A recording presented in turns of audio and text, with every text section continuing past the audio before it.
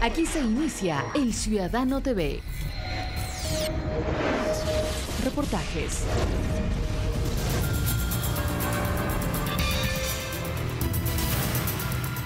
Noticias.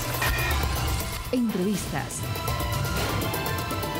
El Ciudadano TV es la imagen del gobierno de la Revolución Ciudadana. Bienvenidos.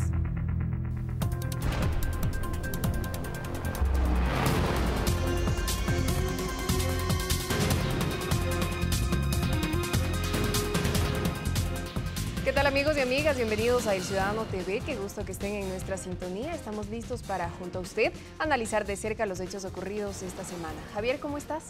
¿Qué tal, Elena? Amigos, ¿qué tal a todos ustedes? En esta edición de Ciudadano les daremos a conocer detalles de por qué estudiantes secundarios protagonizaron marchas en contra del bachillerato unificado y cuál fue la respuesta del gobierno.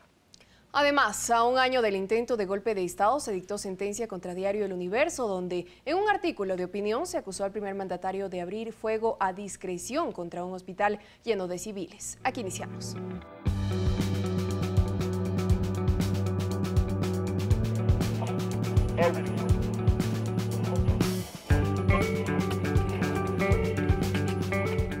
Dos jueces confirmaron el fallo contra Diario El Universo. El dictamen determina la prisión de 3 años tanto a Carlos, César y Nicolás Pérez, directivos del rotativo, como también para Emilio Palacio, ex editor de opinión. El fallo establece además una indemnización de $40 millones. Veamos el siguiente informe de Santiago Duque. Pese a las maniobras legales, los periodicazos y el apoyo de ciertos medios de comunicación, la justicia determinó la injuria calumniosa contenida en el editorial No a las Mentiras del exeditor del Universo, Emilio Palacio, cuando esta semana se ratificó la sentencia contra el articulista y los directivos del matutino guayaquileño. La segunda instancia de una sala de 3 jueces ha ratificado en todas sus partes, por mayoría, la sentencia de primera instancia. Por unanimidad, la sala reiteró que Palacio, en efecto, faltó a la ley injuriando al mandatario cuando lo endilgó la responsabilidad de haber ordenado fuego contra el hospital de la policía el pasado 30 de septiembre. Yo pregunto, ¿cuándo ADEP reconoció eso? ¿Cuándo la CIP reconoció eso? ¿Cuándo AER reconoció eso? ¿Cuándo la agencia, ¿cómo se llama? La Asociación de Canales de Televisión reconoció eso? No, era unirse a defender a los periodistas, al periódico, porque nosotros somos los más bacanes y todos los ciudadanos vengan a echar la cabeza ante nuestro poder.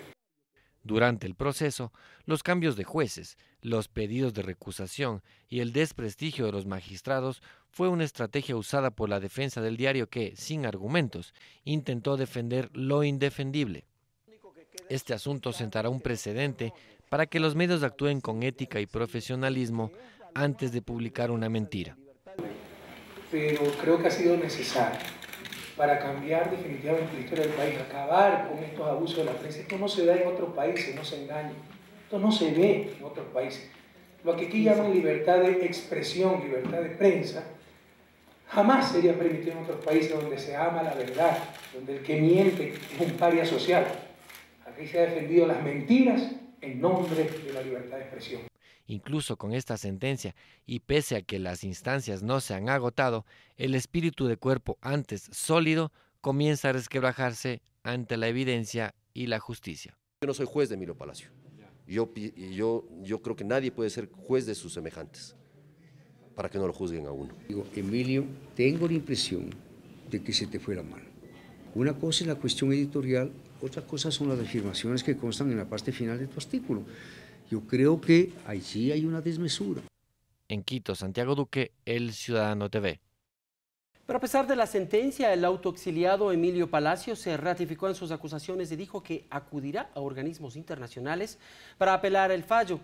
Y mientras los grandes medios privados han puesto en tela de duda la existencia de libertad de prensa en el país, el secretario nacional de Comunicación, Fernando Alvarado, invitó a José Miguel Vivanco, director de la División de las Américas Human Rights Watch, para que evidencie el respeto a la libertad de expresión que promueve el gobierno nacional en el Ecuador.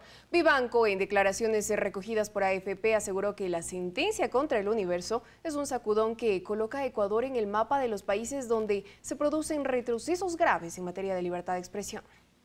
En una misiva de 5 puntos, Alvarado recomienda a Vivanco visitar Ecuador para tener una visión más amplia de la realidad que se vive en el país y no solamente el panorama que presentan 4 familias propietarias de medios. La carta del alto funcionario del gobierno se envió en respuesta a las declaraciones públicas realizadas por Vivanco como representante de Human Rights Watch ante la agencia de noticias AFP. Explicó que la sentencia contra Diario El Universo se dio por injurias calumniosas y se respetó el debido proceso. Recordó además que el gobierno nacional ratifica su compromiso con el periodismo responsable, encauzado en la ética y el decoro que merecen todos los ecuatorianos.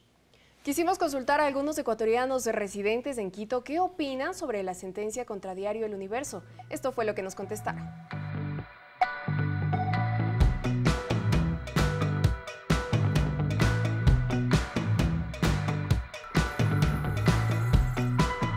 El gobierno sí tiene muchas veces la razón, porque a veces los medios de comunicación sí hablan y, como se dice, no tienen pelos en la lengua. Entonces sí deberían un poquito de, a ver, sí, a la gente más que nada, un poquito más de, ¿qué le digo?, respeto hacia la gente. Pero es justo porque, sinceramente, la verdad se ve a leguas de eso. ¿Quién no se da cuenta? Ellos quieren manejarnos como antes han hecho, con tumbar presidentes, gobiernos, hacer y deshacer. Y me parece que la oligarquía paga a ciertos partidos políticos para que hagan este caos. Pues me siento muy feliz de que haya ganado nuestro presidente y que a la gente imponente, orgullosa y todo lo peor debe ser castigado. Muy poco se ha hablado de los periodistas que cubrieron de cerca los acontecimientos de aquel día en el Hospital de la Policía y en los alrededores de la Asamblea Nacional. Ellos fueron impedidos de realizar su labor por malos elementos de la fuerza pública, quienes inclusive agredieron y humillaron a los comunicadores.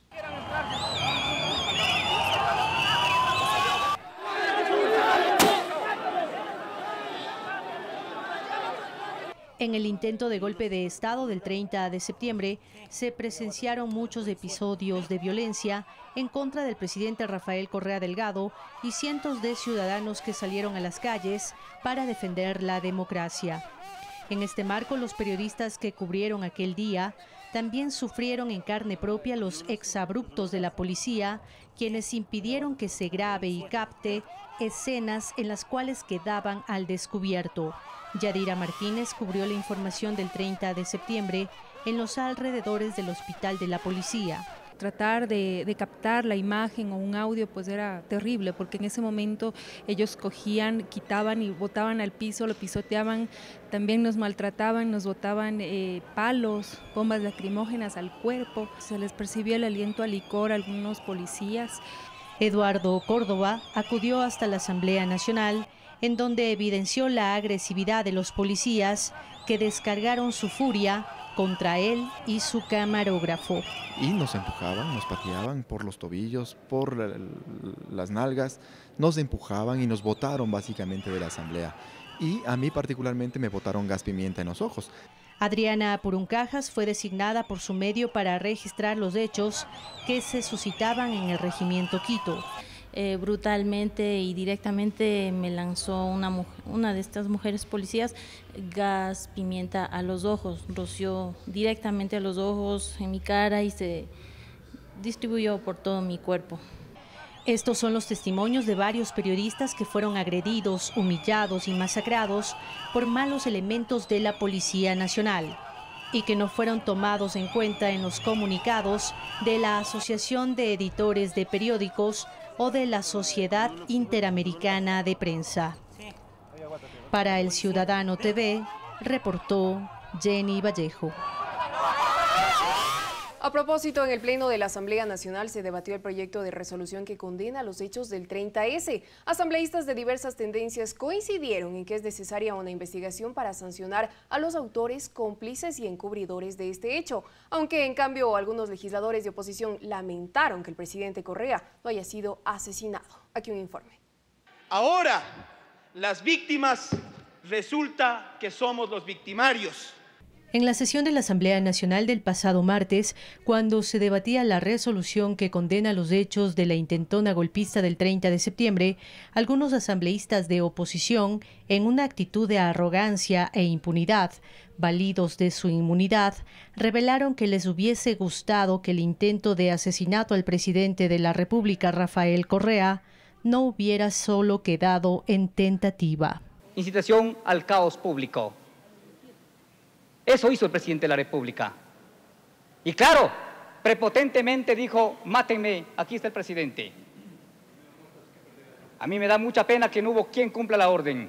Por su parte, el asambleísta de Madera de Guerrero, Enrique Herrería, quien pidió prematuramente la amnistía para los policías sublevados, negó el intento de golpe de Estado y la conspiración que se gestaba en el Hotel Le Parc. Y no había conspiración en el Hotel Le Parc. Estábamos reunidos un grupo de asambleístas comiendo unos sándwiches y tomando entre 30 o 40 personas una botella de licor.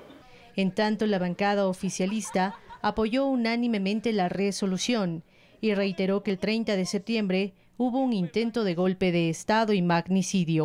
Aprendamos, el pueblo ecuatoriano nos dio una lección a todos. Los que querían ser parte de ese intento de golpe de Estado se pegaron justamente con la ciudadanía movilizada. A pesar de que la oposición bloqueó la resolución, la misma establece, entre otras cosas, exhortar a la Fiscalía del Estado para que realice una investigación exhaustiva de estos hechos e inicie las acciones penales que permitan determinar sus autores intelectuales, materiales, cómplices y encubridores. Jenny Vallejo, El Ciudadano TV. Es momento de hacer una pausa. Al volver continuaremos contándoles cómo se vivieron los trágicos momentos del 30 de septiembre. Siga con nosotros.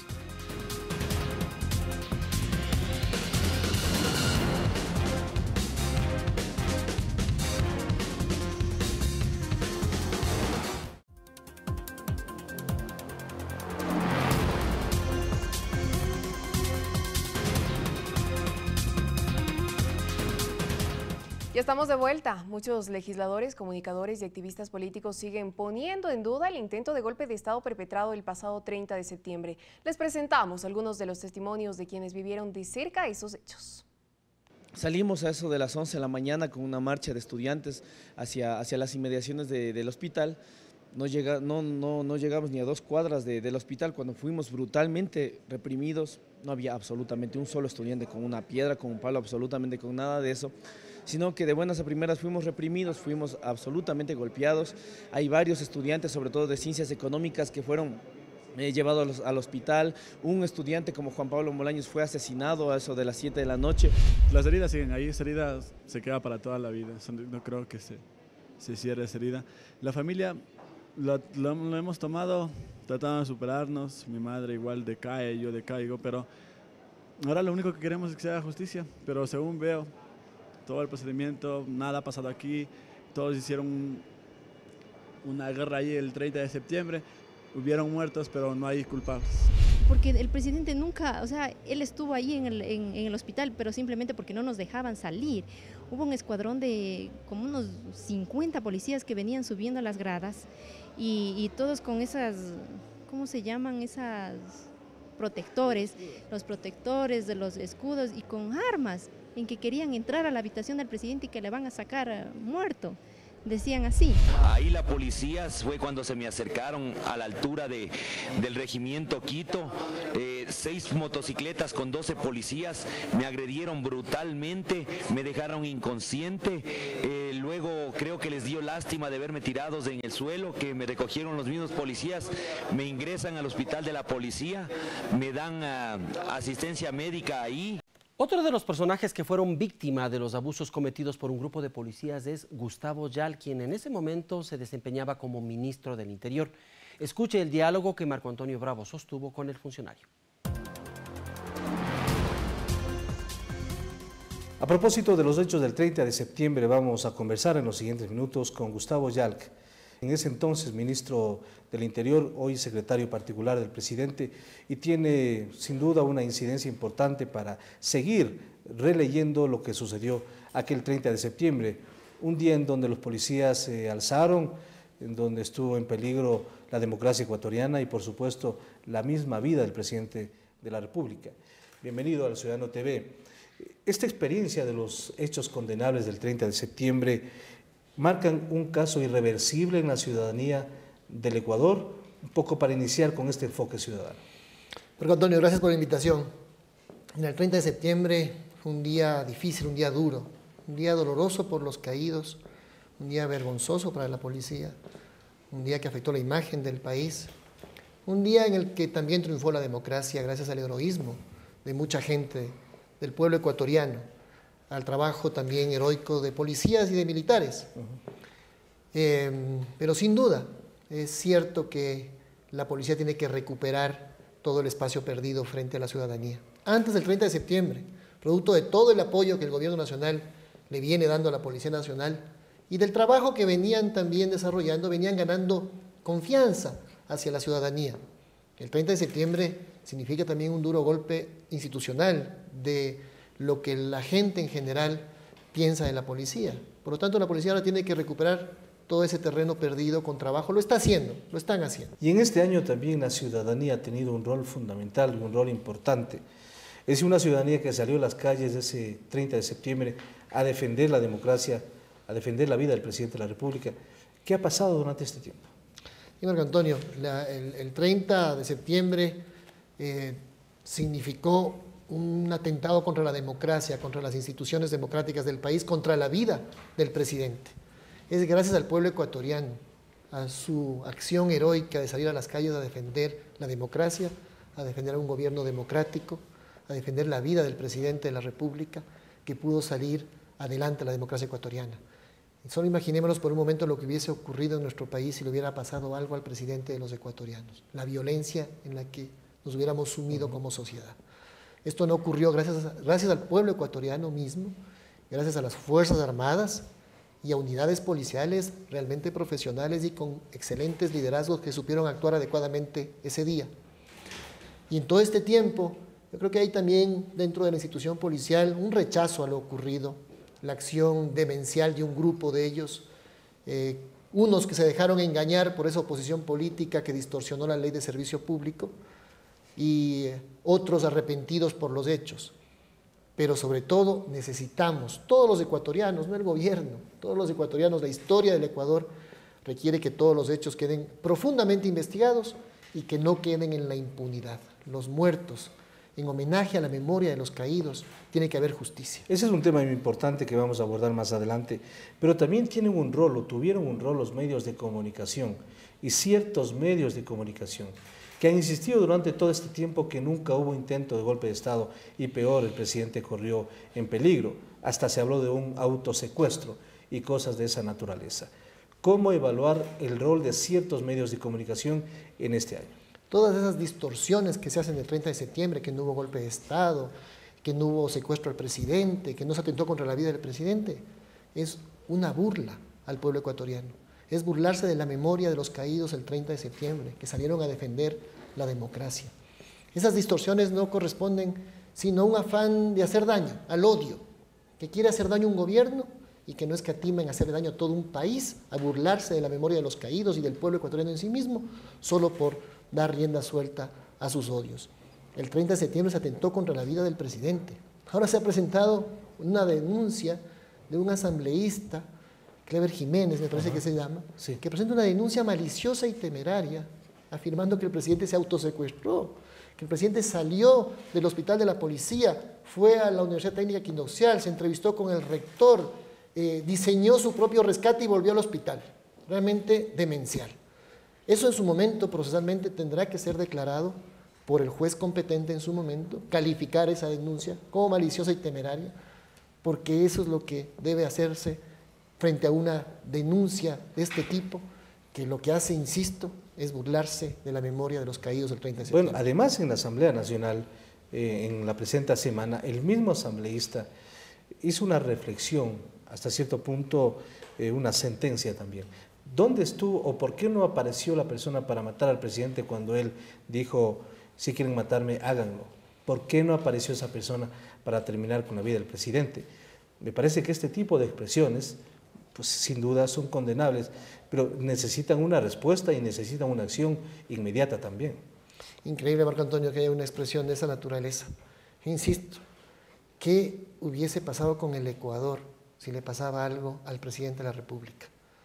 ¿Qué hubiese pasado con la sociedad ecuatoriana? La violencia en la que nos hubiésemos sumido, que otros pueblos de nuestra región lo han vivido, y que alguien que representa o dice representar a una parte de electores diga una barbaridad así, que es un atentado contra la democracia, realmente no tiene ninguna presentación. Recordemos el Bogotazo, se partió Colombia hace más de 50 años, justamente por la muerte o el asesinato de Galán, uno de los líderes más importantes de Colombia. Así es, Marco Antonio, por eso frente a los hechos del 30 de septiembre lo que debe haber es justicia, que no haya impunidad, también reconocimiento a todo ese heroísmo del pueblo ecuatoriano, a la gran actuación del GOE, del GIR, unidades con grandes liderazgos de la Policía Nacional que supieron tener un puesto cabal en la historia, de las Fuerzas Armadas que actuaron de manera profesional.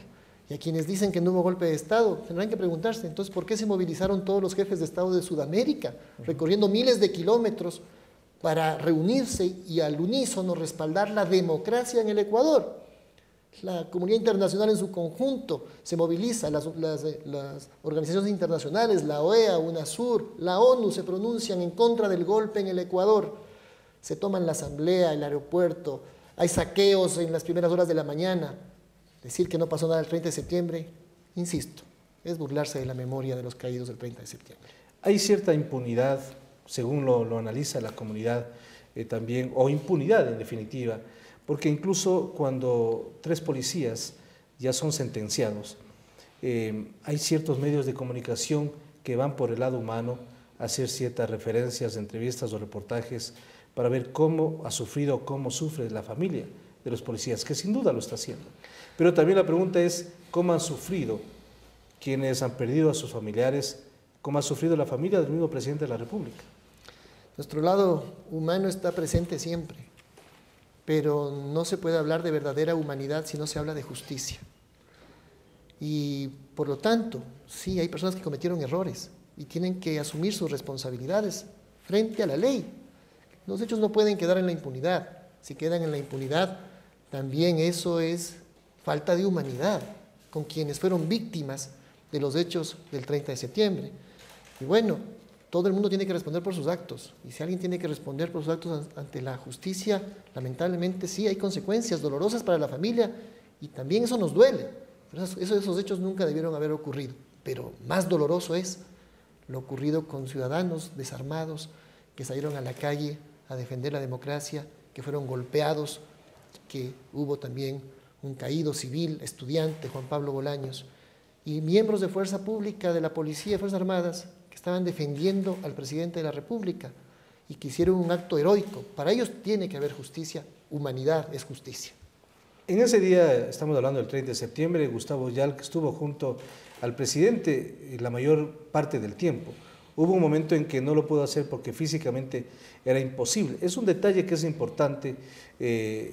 Incluso hay un atentado en contra de Gustavo Yalc, lo que impide una permanencia de manera permanente, valga la redundancia, con el presidente. Lo que ocurrió ahí, Marco Antonio, es que cuando salimos luego de la intervención del presidente y bajamos al patio, y continuamos conversando, incluso con algunos de los policías que se encontraban en manifestación, nos lanzan bombas lacrimógenas. La policía, la seguridad, nos separa por un momento, nos volvemos a juntar con el señor presidente de la República, nos llevan hacia atrás del regimiento Quito, venía un helicóptero en principio a sacar al señor presidente de la República, nos vuelven a lanzar gas lacrimógeno, pero en ese momento me lanzan gas pimienta a los ojos, y mi seguridad, yo escuchaba solo sus voces, decían, saca al ministro, sácalo, y yo no veía nada, es más, no pude ver durante más o menos 40 minutos, me llevaron al dispensario médico, y en ese momento nos separamos con el presidente, quien fue conducido al hospital de la policía.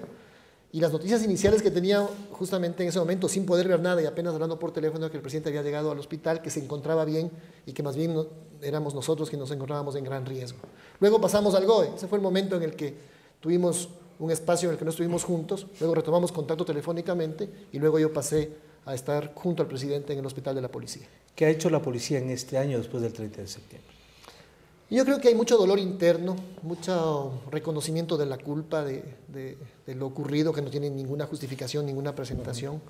Hay algunos que se han sinceramente arrepentido, otros que no fueron parte de aquello y que quieren ver a su institución salir adelante. Tiene que salir adelante la Policía Nacional, no hay otra opción. La Policía Nacional es una institución fundamental de la democracia y de la seguridad de todos los ciudadanos del país. Está en un gran proceso de cambio. Parte de ese proceso de cambio también fue rechazado por una parte de aquellos que se sublevaron aquel día, pero está saliendo adelante la Policía Nacional con el apoyo del gobierno, con recursos, con mística de trabajo, y la policía sabe muy bien que esta página solo la podrá voltear totalmente con justicia, sin impunidad y con resultados de protección a la ciudadanía. Pero está decidida la policía a dar ese paso fundamental. ¿Existe institucionalmente esa convicción de hacerlo? Sí, Marco Antonio, desde el primer día, desde el día siguiente, desde el 1 de octubre. La policía sabe que actuó mal, que parte de un grupo de sus integrantes actuaron mal y que institucionalmente tienen que dar una respuesta. Hubo una cadena nacional incluso en el que el alto mando pedía disculpas a la ciudadanía. Creo que esas disculpas se sostienen en el tiempo y que deben estar acompañadas, insisto, de resultados efectivos de protección a la ciudadanía y de continuar internamente en ese fortalecimiento institucional. ¿Qué significa? Contar con más recursos, sin duda, seguirlos apoyando en su bienestar social, por supuesto, pero también resultados efectivos en la lucha contra la delincuencia, rendición de cuentas y sistemas disciplinarios rigurosos, porque alguien que maneja un arma en nombre del pueblo ecuatoriano tiene que rendir cuentas de cómo maneja un arma, a favor del pueblo, no contra él. ¿Y qué ha pasado con los militares durante este año?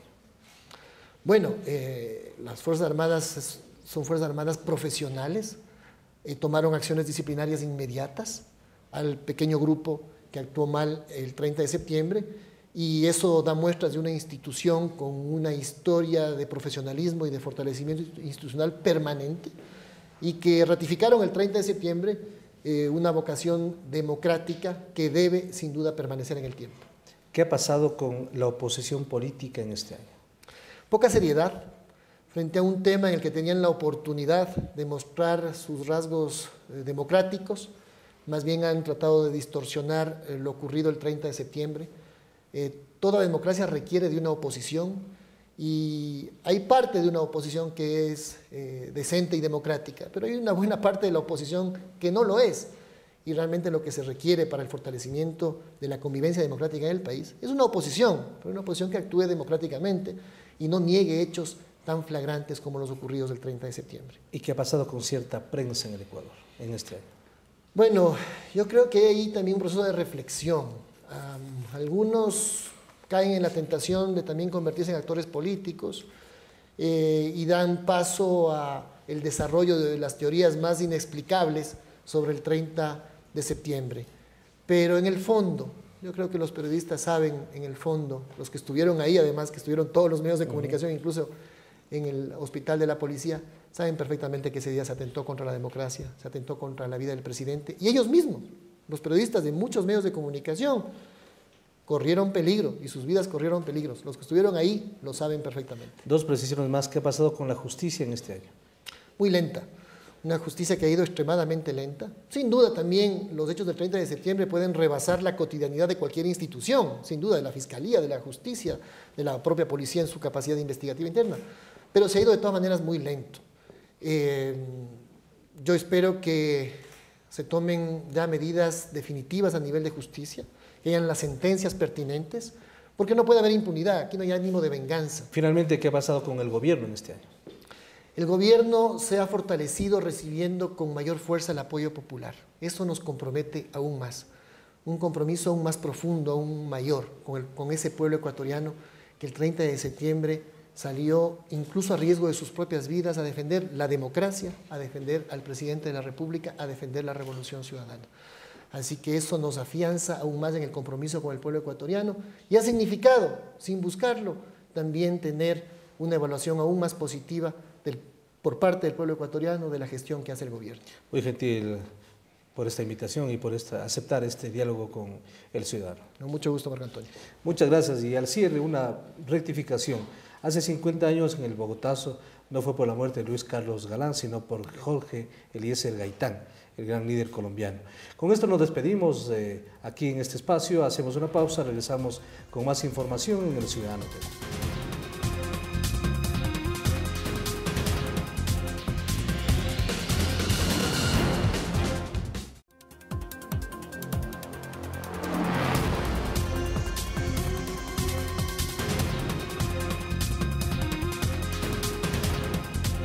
Ya estamos de vuelta, esta vez para contarles que esta semana estudiantes secundarios protagonizaron marchas en contra del bachillerato unificado y rechazaron también que los colegios se vuelvan mixtos. Quisimos conocer sus razones, muchos de ellos no supieron dar una. Autoridades de gobierno aseguran que los jóvenes manifestantes son víctimas de la manipulación de algunos partidos políticos. Veamos este informe.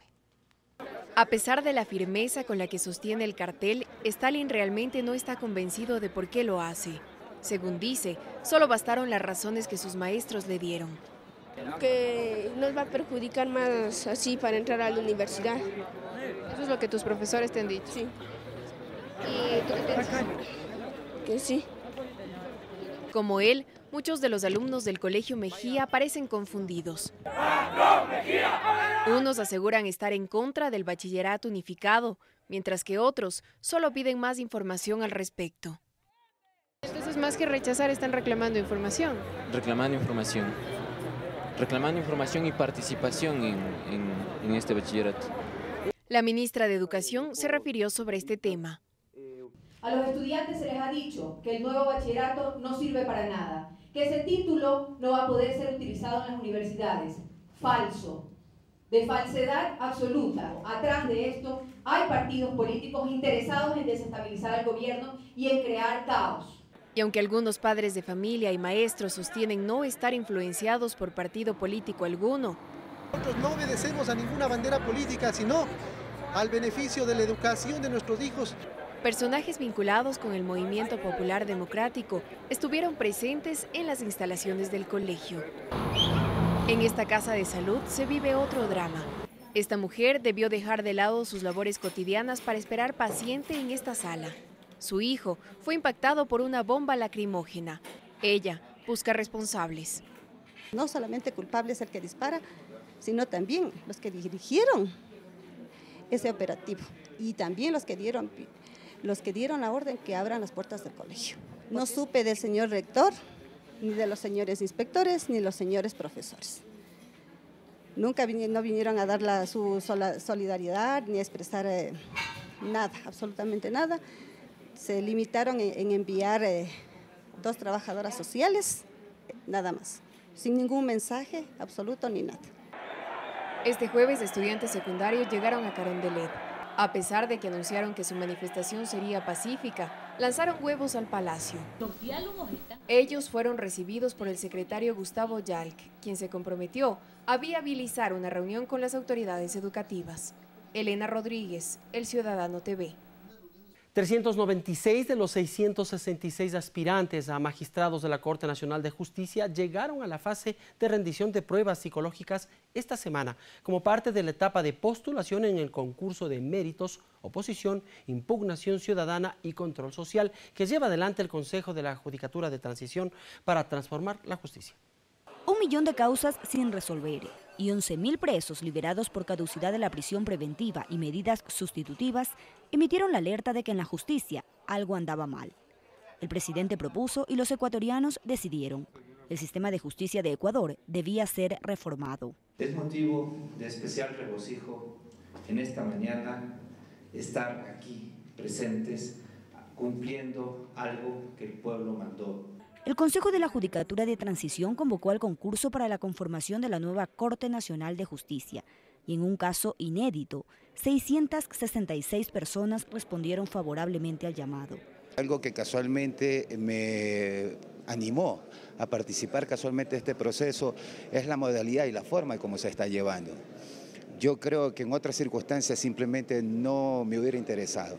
Revisados los requisitos, 396 de los cuales 42 son mujeres, pasaron a la fase de rendición de pruebas psicológicas, que se realizó el pasado miércoles en el Centro de Convenciones Eugenio Espejo. Me da una pena que debería haber el 50% siquiera de mujeres participantes, pero tal vez las cuestiones sociales no dejaron que avancen. El mismo día por la tarde empezaron las entrevistas personalizadas que se llevan a cabo por 10 días y con lo que concluye la etapa de postulación. Los resultados de la prueba son confidenciales, pueden ser conocidos solamente por cada uno de ustedes. Quienes superen esta etapa de evaluación psicológica pasarán inmediatamente a la fase de méritos. Los postulantes destacan la transparencia del proceso y avanzan con metas claras. Tratar de que ya se elimine el sistema caduco que tenemos, implementar y que en todos los juzgados la justicia sea más efectiva, ágil y oral. Que aquí no se ve que exista alguna mano negra o alguna influencia, alguna cuestión que se note que hay algún favoritismo hacia alguien. Hasta ahora todo es transparente. Se está respetando lo que dice el instructivo y el manual, y obviamente la Constitución y la ley. Hasta hoy el proceso ha sido transparente y aspiramos que continúe así. Sabemos que los mejores van a llegar a la instancia final, en donde contaremos con 21 jueces o juezas y 21 con jueces o con juezas. Culminada la etapa de postulación, en los próximos días continúa la de méritos, donde los candidatos deben probar su idoneidad para el cargo. Finalmente, deben pasar la etapa de oposición, donde cualquiera de ellos puede ser impugnado. Esperamos que durante el mes de enero del próximo año, quizás en la segunda quincena de enero, estamos en condiciones de posesionar a la nueva Corte Nacional de Justicia. En Quito, Yoconda Lor, El Ciudadano TV. El Gobierno Nacional presentó un plan de seguridad integral para el transporte público y comercial. Botones de alerta, cámaras de seguridad y sistemas de monitoreo satelital son varios de los accesorios que deberán implementar los taxis y buses a nivel nacional. El Estado financiará el 50% del costo de los kits autorizados por la Agencia Nacional de Tránsito y generará un crédito para el 50% restante. Frente a la ola delictiva en el transporte público del Ecuador, el Gobierno Nacional presentó un plan de seguridad integral con el objetivo de erradicar en un 100% los delitos que se cometen en los buses y taxis de todo el país. Leonel Brito se dedica al taxismo. Él cuenta cómo fue que una noche varios individuos armados intentaron robarle su vehículo. Me estaba con la cuchilla y el otro con una pistola me apuntó de atrás, así, dijo quieto. Dije, bueno, como yo trabajaba de chofer, le dije, señor, no hay ningún problema. Si usted quiere robar, róbeme, pero aquí está la llave, aquí está la matrícula, tenga la plata. El Estado financiará a los propietarios de los automotores con un 50% del costo de los kits autorizados por la Agencia Nacional de Tránsito y generará un crédito para el 50% restante. Los 60.000 señores taxistas ecuatorianos valoramos la actitud coherente, madura, seria y responsable del Gobierno Nacional. Para nosotros es una inversión, pero sobre todo va enfocada en que nosotros demos las garantías necesarias de que nuestro transporte sea seguro. Aunque todavía no se fijó un costo, el kit para taxis comprende un taxímetro, sensores infrarrojos, sistema de posicionamiento global o GPS, botones de pánico, cámara grabadora digital de video y una mampara antivandálica para el operador. Y en cuanto al kit para buses, una cámara grabadora digital de video y la mampara antivandálica. Pues todos estos dispositivos debidamente administrados, debidamente instalados y con las normas técnicas que exige la ley, sin duda alguna van a ser de beneficio para el transporte, para el tránsito y obviamente para la seguridad vial. Leonel considera positiva a esta garantía de seguridad.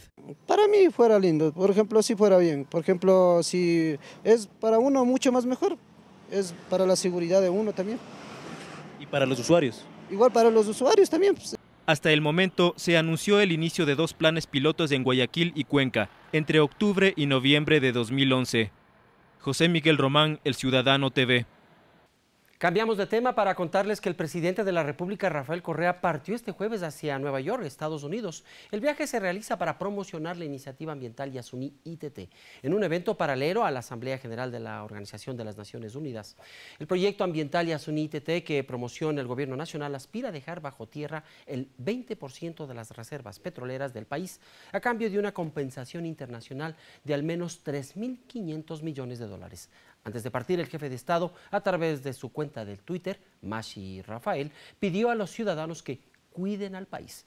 Asimismo, el primer mandatario participó en conferencias académicas y sostuvo una reunión con migrantes ecuatorianos. Es momento de hacer una nueva pausa. Si quiere conocer cómo avanzan las relaciones entre Ecuador y China, se lo contamos en instantes.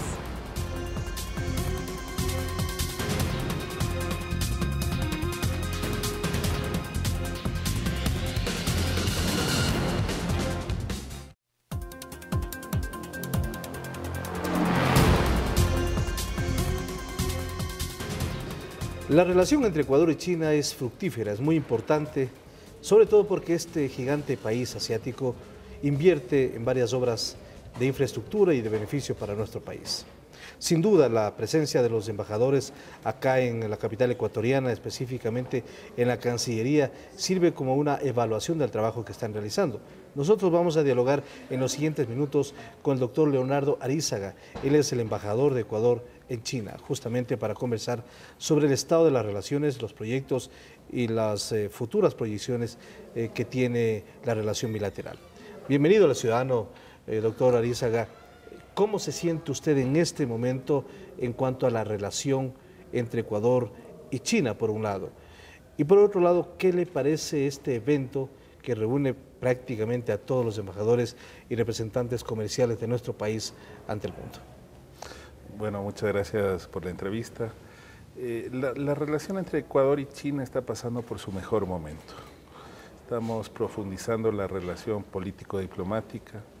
Acaba de estar aquí el ministro de Relaciones Exteriores, el asistente del ministro de Relaciones Exteriores de China, en el que se abordaron importantes temas de la agenda internacional, como Libia, Siria, cooperación en los foros de Naciones Unidas, y estamos trabajando con ellos en otros temas relacionados con cambio climático y la nueva arquitectura financiera internacional.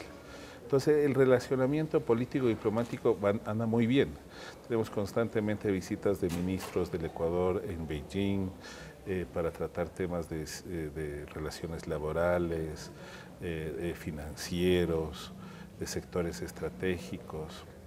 En fin, entonces los encuentros políticos, diplomáticos van muy bien. Pero también estamos como nunca antes en proyectos con China. El presidente Hu Jintao, con quien me reuní en febrero de este año, me dijo que la mayor inversión de China en América Latina está en el Ecuador. Y antes eso era impensable. No existían las garantías para poder invertir de esa naturaleza en el Ecuador. Así es.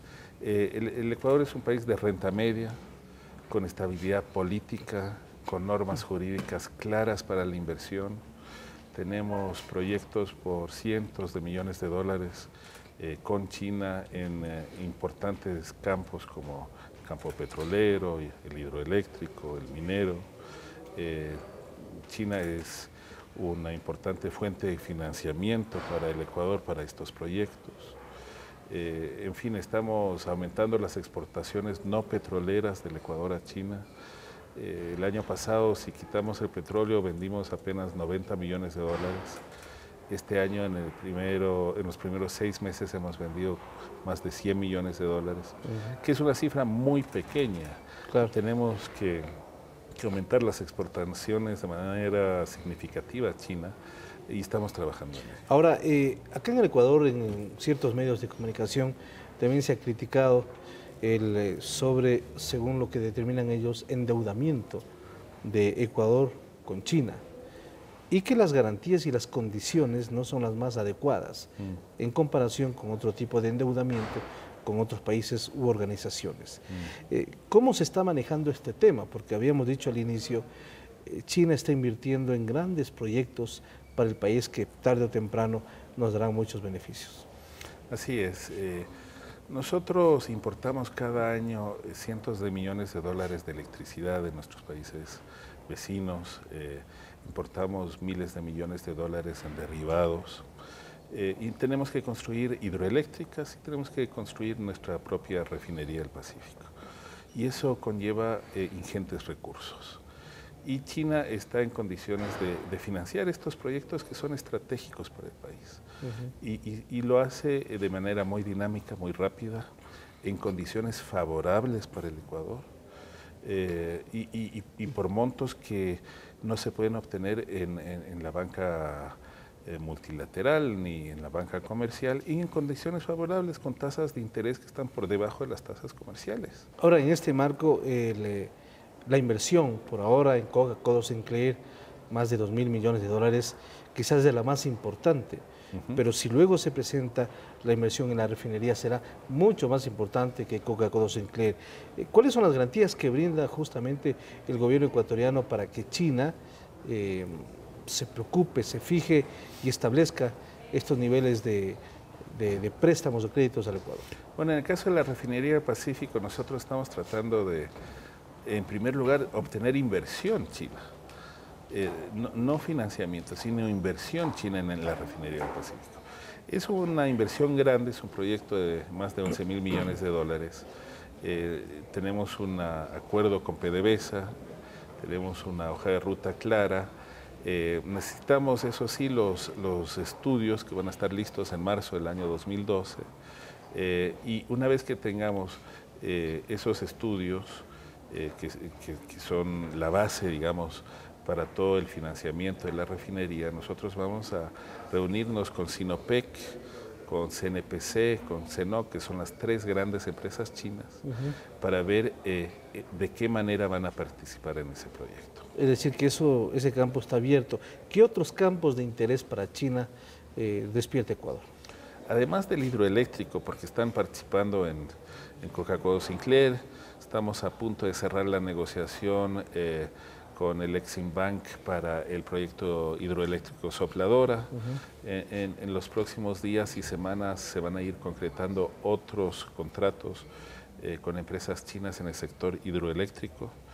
Y obviamente el tema minero es altamente interesante para los chinos y para el Ecuador, porque en el caso de las 2 minas de cobre que tenemos en el Ecuador, la inversión de las empresas chinas en las 2 fases del proyecto serán de aproximadamente 1.500 millones de dólares, inversión china, no préstamo. En cuanto al ecuatoriano que vive en China, ¿cuántos ecuatorianos hay?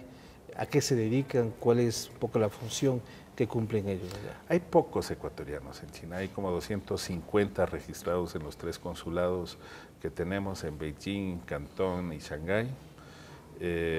Pero yo trato de tener relación con casi todos ellos. La mayoría son estudiantes, son empresarios que se han ido quedando porque les va bien, son personas vinculadas con la academia, y hay una migración, digamos, van, estudian, regresan, o son ecuatorianos que han estudiado y después tienen una oportunidad laboral en China y regresan a trabajar allá. El número es reducido, pero tratamos de tener constantemente reuniones con ellos, las fiestas cívicas, vamos a organizar un festival gastronómico de comida ecuatoriana la próxima semana, en fin, un festival de cine en noviembre. Estamos por lanzar una revista de 100 páginas en mandarín y en inglés, con artículos del presidente, el vicepresidente, varios ministros, para difundir todos los logros de este gobierno y de la relación bilateral con China. Los proyectos en el futuro que tiene China en el Ecuador, ¿de qué se está hablando en este momento? Bueno, los proyectos principalmente se refieren a los sectores estratégicos, pero estamos tratando de interesarles en otros proyectos también que tienen que ver con una planta de cemento, una planta de vidrios, una planta de construcción de puentes, una planta de procesamiento de leche. Hay 2 empresas chinas que están muy adelantadas en las negociaciones con empresas ecuatorianas para tener ensambladoras en el Ecuador en el año 2012. La una es la empresa Great Wall y la otra es la empresa Hautai, con inversiones grandes de decenas de millones de dólares en nuestro país. Entonces, las inversiones y la relación en los sectores productivos va a ir en aumento también. Gracias por aceptar esta entrevista, embajador. Muchas gracias. Muy gentil al doctor Leonardo Arizaga, es embajador de Ecuador en China. Hemos conversado sobre la relación bilateral, sobre los proyectos nuevos que tienen ambas naciones y sobre todo el actual estado de las relaciones. Hacemos una pausa, regresamos con más información.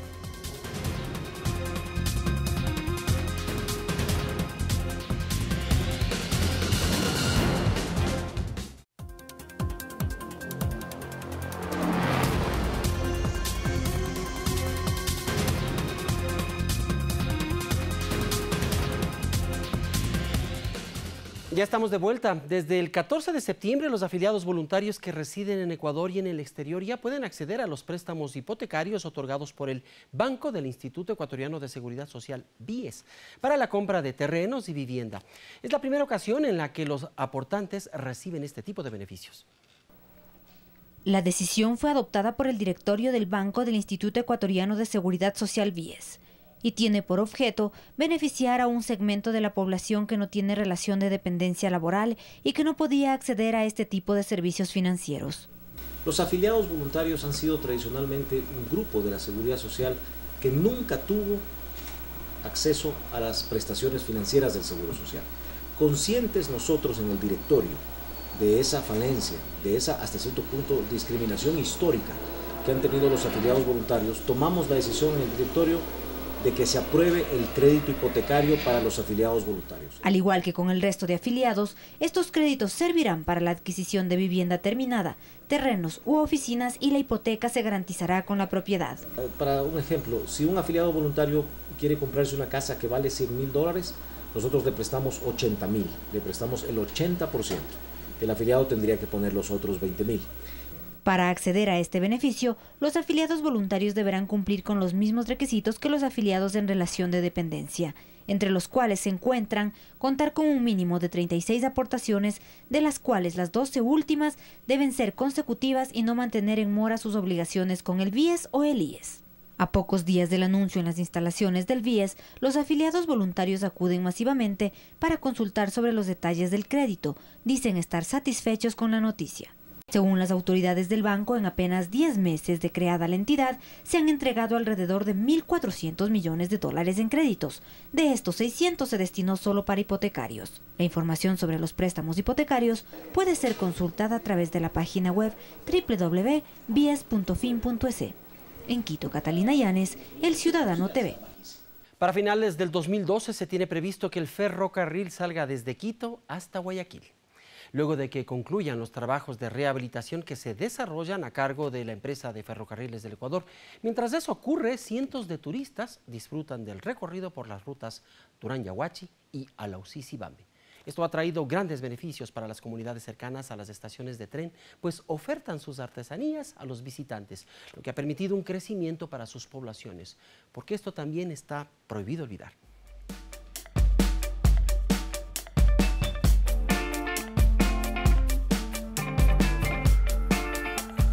La rehabilitación del tren en los tramos Durán-Yaguachi y Alausí-Cibambe ha traído consigo una diversidad de cambios y beneficios a las comunidades cercanas. Sin dudar, los habitantes de Yaguachi aseguran que la llegada del tren ha traído un crecimiento al sector. A los comerciantes los ha beneficiado hartísimo porque las ventas han incrementado cualquier cantidad porque viene turista de todas partes. Muchísimo trabajo, muchísimo crecimiento, el mismo pueblo ha crecido muchísimo. Antes eran muy pocos los visitantes, ahora tenemos un incremento sustancial, inmenso, como le indico, 1.800 personas en un mes, solo turismo. 13 kilómetros deben recorrer los turistas en la aventura Nariz del Diablo, del tramo Alausí-Cibambe. Los viajeros disfrutan del maravilloso paisaje andino y de la experiencia de pasar por una de las obras de ingeniería única en el mundo por su forma peculiar de zigzag. Las comunidades cercanas a Cibambe han vuelto a renacer, entre ellas Tolten, Nissan, quienes reciben en la estación a los turistas con bailes típicos, comida, artesanía y muestran su cultura a través del Museo Cóndor Puñuna. Estamos entre algunos de la comunidad que estamos beneficiando, ¿no? Entonces de cada familia salimos uno a trabajar y estamos beneficiando más de 500, 600 personas. Aproximadamente 20.000 turistas han recorrido en tren la ruta Alausí-Cibambe desde su apertura en febrero pasado y es sin duda la Nariz del Diablo uno de los mayores atractivos. Hermoso. Me da ganas de llorar viendo las maravillas de mi país. Nunca pensé volver a verle, pero Dios es tan grande que me ha dado salud y vida. Un país no puede vivir sin ferrocarril. Realmente pues los gobiernos anteriores han descuidado esta obra, carambas, que es una insignia nacional. Este presidente nuestro, Rafael Correa, ha retomado esta situación. Más de 60 familias de las comunidades cercanas a Losí se han visto beneficiadas con la rehabilitación del ferrocarril. Con la rehabilitación del tren, nosotros hemos venido acá y nos ha dado la opción de seguir trabajando. Ver también cómo la comunidad de indígenas está implicada en el asunto, es participante activo. El gobierno nacional busca un desarrollo integral de las poblaciones y sigue firme en su objetivo, además de lograr que el tren sea rehabilitado en su totalidad. Ferrocarriles del Ecuador se compromete o está comprometido en la entrega de todo el sistema ferroviario desde Durán hasta Quito para finales del año 2012. Desde la UCI, con cámara de Edgar Domínguez, Catherine Ulpo, El Ciudadano TV. De esta forma llegamos a la parte final con esta recomendación. Si usted quiere hacer turismo, pues ya lo sabe. Javier. Así es, Elena, y amigos, muchísimas gracias a todos ustedes por permanecer en la señal de esta estación y también a todos quienes nos retransmiten a nivel nacional. Muchísimas gracias a todos ellos. No se olvide de revisar también nuestra presencia a través de las redes sociales. Les esperamos la próxima semana.